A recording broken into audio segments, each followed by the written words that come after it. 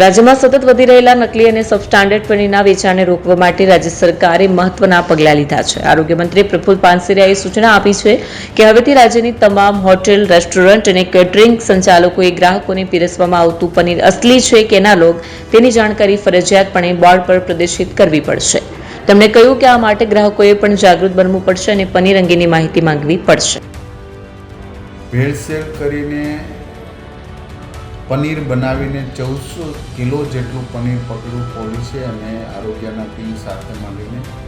એ substandard નમૂનો સાબિત થયો છે, એટલે કે ભેળવેળ કરેલું પનીર બનાવેલું છે.